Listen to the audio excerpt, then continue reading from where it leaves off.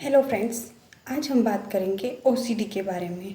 एक छोटे बच्चे, एक 5 से 6 साल के बच्चे में ओसीडी किस तरह से काम कर रही थी या किस तरह से उसे ओसीडी हो गई थी, इस बारे में हम आज बात करेंगे। ओसीडी होता क्या है? ओसीडी एक ओवरथिंकिंग की प्रोसेस है जिसमें हमें डर बैठ जाता है किसी भी चीज़ को लेकर, राइट।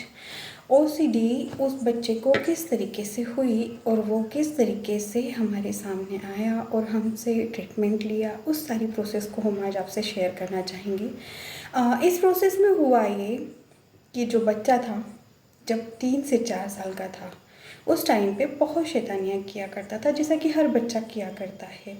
हर बच्चा 5 से 6 साल की उम्र तक, या बोल सकते हैं 7 से 8 साल की उम्र तक काफ़ी शैतानी करते हैं। ठीक उसी तरह इस बच्चे के साथ भी हुआ। वो काफ़ी शैतानियाँ किया करता था, तो उसकी शैतानियों से तंग आकर उसकी दादी जी ने उसे एक स्टोरी सुनाई।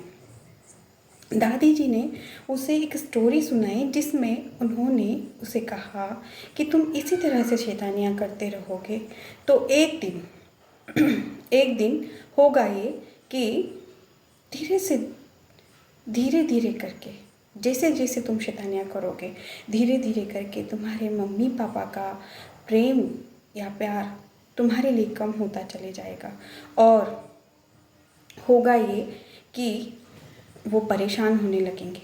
और जिस दिन तुम बहुत ज़्यादा शैतानियाँ करने लगोगे, बहुत ज़्यादा शैतानियाँ तुम जिस दिन करोगे, उस दिन हो सकता है कि तुम्हारे मम्मी पापा तंग आकर मर जाएंगे या उनकी डेथ हो जाएगी।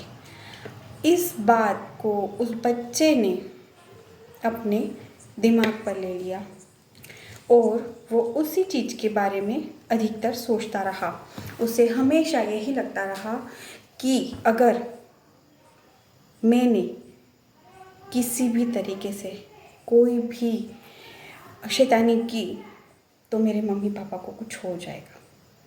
क्या डर बैठा उस बच्चे के मन में? मेरे मम्मी पापा को कुछ हो जाएगा, राइट।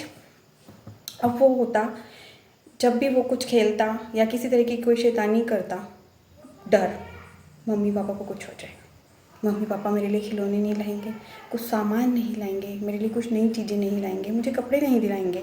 इस तरीके का उसके अंदर एक डर बैठ गया। हुआ ये कि धीरे धीरे करके जो बच्चा बहुत ज़्यादा शैतान होता था वो बिल्कुल चुपचाप गुमसुम सा रहने लगा। जब वो बहुत ही ज़्यादा गुमसुम रहने लगा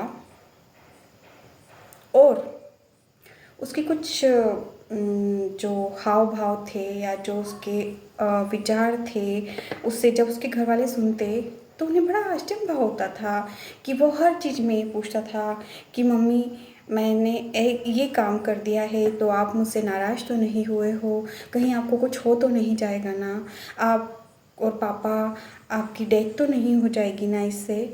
इस तरीके के क्वेश्चंस वो करने लगा। घर वाले थोड़े से टेंशन में आ गए कि बच्चे को आखिर हुआ क्या है, ये इस तरीके की बातें क्यों कर रहा है। और जाने अनजाने जो उसकी दादी जी ने स्टोरी सुनाई थी वो खुद भी इस चीज़ से अनजान थे कि मैंने इस तरीके से बच्चे को समझाया है कि उसने उसके जहन में ये चीज़ बिठा ली।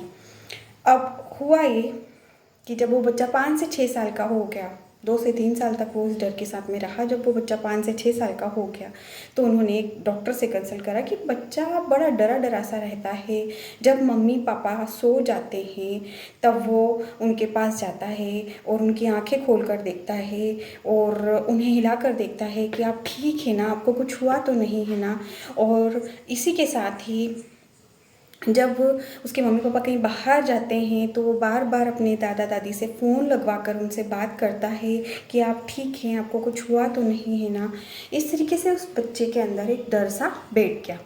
अब इस चीज़ का रिज़ल्ट ये हुआ कि वो डॉक्टर के पास जब गए और उन्होंने ये सारी चीज़ें बताई तो डॉक्टर ने उनसे ये कहा कि आपको एक काउंसलर के पास जाना चाहिए, एक काउंसलर ही इस प्रॉब्लम को ठीक कर सकते हैं।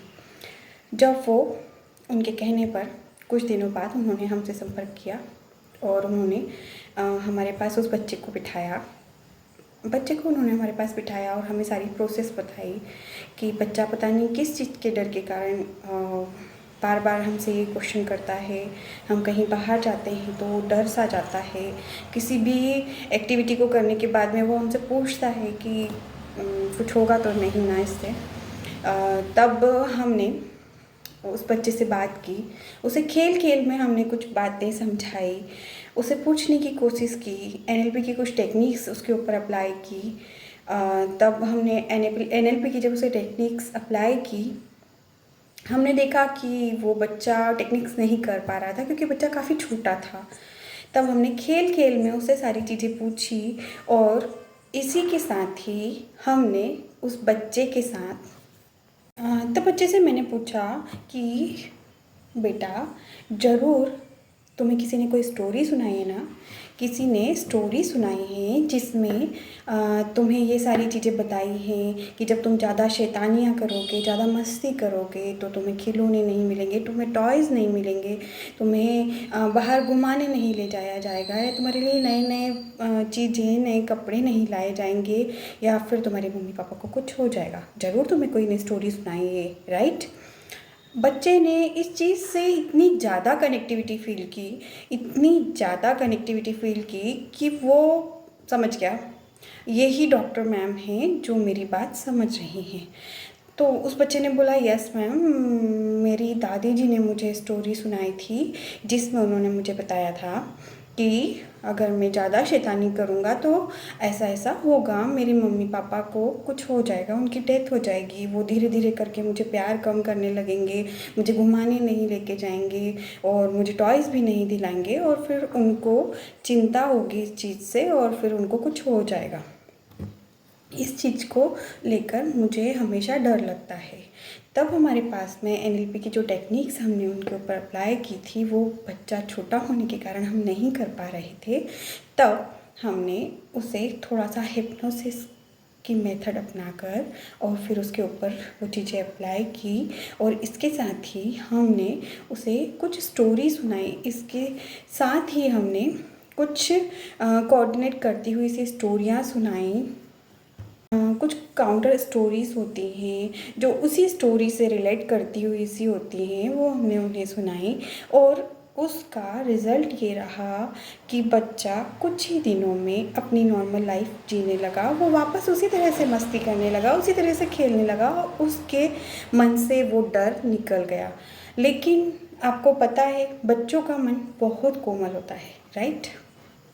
हमें नहीं पता होता कि हम बच्चों को जाने अनजाने में किस बात के बारे में बोल देते हैं, उनके मन में वो चीज़ों को बैठा लेते हैं, क्योंकि 7 से 8 साल तक की एज में बच्चों का जो सबकॉन्शियस माइंड होता है वो बहुत ज़्यादा एक्टिव होता है, और वो बाहर से या अपने माता पिता से ली हुई चीज़ें बहुत जल्दी कैच कर लेते हैं और अपने सबकॉन्शियस माइंड में बिठा लेते हैं।